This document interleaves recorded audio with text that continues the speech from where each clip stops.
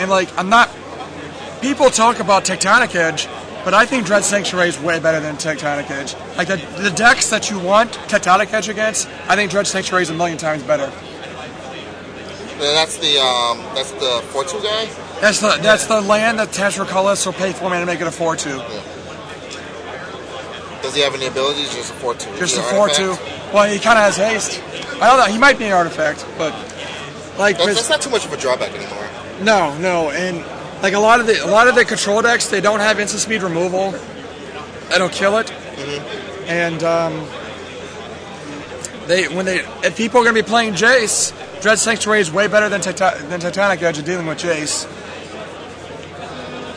And I think the Green Planeswalkers got a lot worse because both Garrett and Nissa lose to the new Lash Out, the Searing Blaze.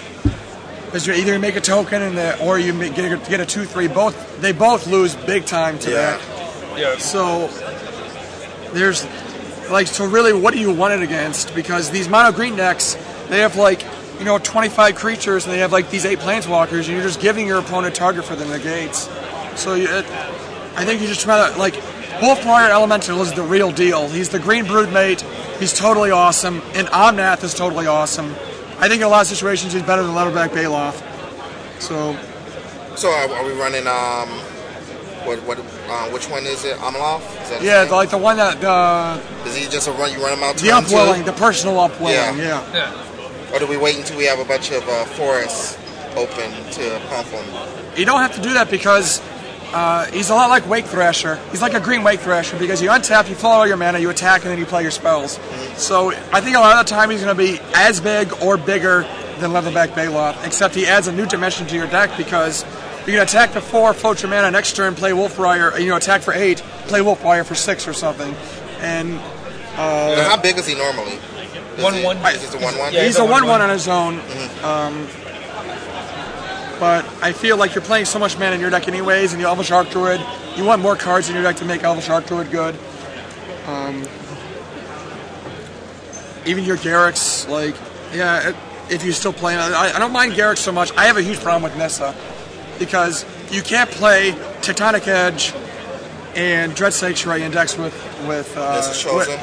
That's what I meant. Nissa's Chosen and Nissa index with colorless lands. It just doesn't work.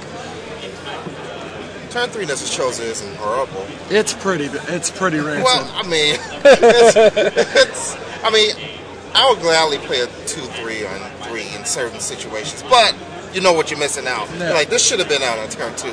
Now, it's entirely possible in Jund decks they might replace Rampant Growth or Trace of Abundance because almost all the control decks, they will pack their cards in to Raging Ravine, equip the Trace of Abundance. Sorry. It's actually pretty bad because the microphone picks up the vibrations through the stand. Yeah, so you can just tap it a little bit. And it's really Man, what a blowout! My bad. Yeah. So Michael Jacobs been blowing you guys out. Yeah. But we solved it now. We solved this. Yeah.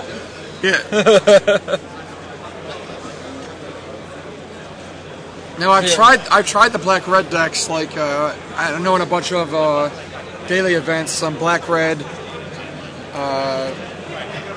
Vampire decks. Basically they take out all the 12 blanks that every vampire deck plays.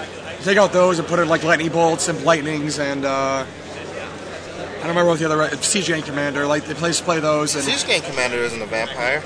Right, but it's better than the blanks that Vampire Hexmage and Siege Gang Commander is better than a lot of things. Yeah. It's just I've tried those decks, and the new Slavery Nulls is terrible in them. The 2-mana 2, the Headhunter that has 2 power. Yeah. He's pretty terrible because he's not actually what you want to be doing. You have to try too hard, especially in Standard, to get the swamp. Yeah, you have to try so hard, and there's so little value out of it. Maybe he'll hit you this time. Discard a card. Maybe discard a card. Maybe, or maybe you just now I don't have to discard a hand size in my treasure hunt. They're thanks for playing, You used to be playing. So your opponents always hit their treasure hunts and you always miss. Yeah. They're draw 4 and you're goddamn time. 1. I don't know how people do it. It's easy. You play treasure hunt. I work and I only draw 2 and I work for it. Play treasure hunt, you draw 6, end of turn, then you play Relic Tower, and then you're fine. then you pass. No, I haven't tried the Pyromancer Ascension decks with Explorer in them. They might be really good. Explorer is definitely the card that, like, one of the cards they were looking for in that type of deck. Does that keep bouncing in and out? Yeah. This one just should be fine. How about you used to play Dredge a ton? Are you playing our Crypt combo? Oh, Crypt combo? I actually really like Crypt combo. I mean, you get to play like 1 or 2 Halimar decks, and that's the only change you make. But like people are playing slower decks now because they're playing like 4 mana Jace, which is a do nothing against you. And you've already got a bunch of Unearth anyway, so 4 mana Jace is just going to die your Unearth if you actually cared about it. Yeah. And plus, people are taking out Wall Denial for Calcite Snapper, and Wall Denial was a huge problem, and Calcite Snapper is a do nothing. That guy's a 4/1 Shroud. And plus, people are playing something. Plus, people are playing a bunch more man lands, and their decks are slower.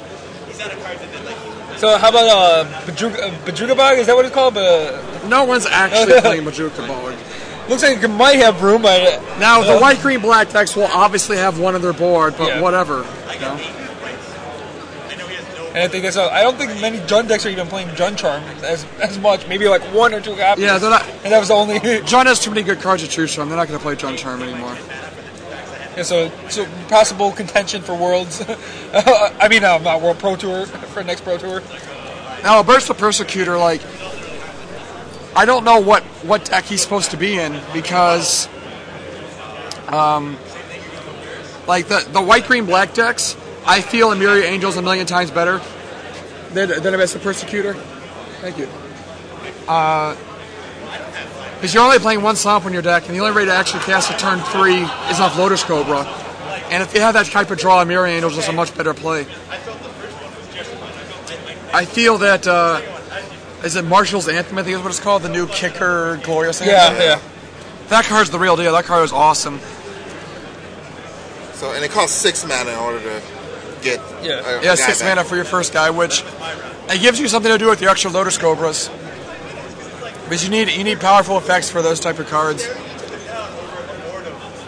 I mean, 6 mana isn't terribly a lot. I mean, no, it's not. Especially when we're talking mid game, where you need that extra guy. Like you're playing 4 Noble Hierarchs, you're playing 4 Neither Relic Quarries, you're playing 4 Lotus Cobras, you're playing 22, 23 lands. Like, so you're playing 30 plus mana sources in your deck.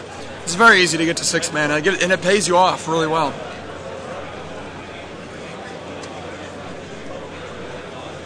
And like the vampire decks, I don't know why they would want to best the Persecutor. I mean, they could take out some of their bad cards. They're playing, like I said, they're playing 10 to 12 blanks on all the vampire decks. They get to play a good card instead, and they get to play Gatekeeper to get rid of it. But I tried a white green in one of the Magic leagues. There was this like mono white deck. I can tell you what's holding up the turn. What is holding up the turn? Why don't you come around and tell us? Stand in the backdrop. They had a 20-minute time extension, and they're currently on turn 4 of turns. They're playing the Thopter Depths Mirror. Yeah, obviously. And GG's Live is the coupon code for MTG Chicago. Yeah. And what do you get for that? You get 15% off, $35 or more. 15%. I said it was 10. It's 15. It's better than any other deal. It is better than any other deal. So go to mtgchicago.com and use coupon code GG's Live on any of the singles you need. 15% off, $35 or more. What about shipping? Do they get free shipping? StrikeZoneOnline.com does free shipping. Well, So all our sponsors have their own perks depending on what your purchase is. But go to mtgchicago.com. So who are you going to buy your singles from? My local store, RW Hobbies, in Michigan. Do you actually buy them from them? I hear we borrow sometimes. Sometimes it's hard when things are on the buy list to borrow cards from the store. So sure. I try to borrow people from them, but mostly it's just the commons and uncommons. What's your record, Brian Kowal? 6-1. I can't believe 6-1. Wow. What'd you lose to? Living in. What's he playing?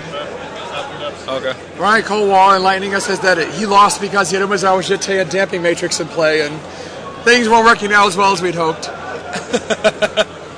So I was just standing over with BK and Sam Black. Sam Black made a bold statement that he thinks Peter Brozek's deck is the best deck in the room.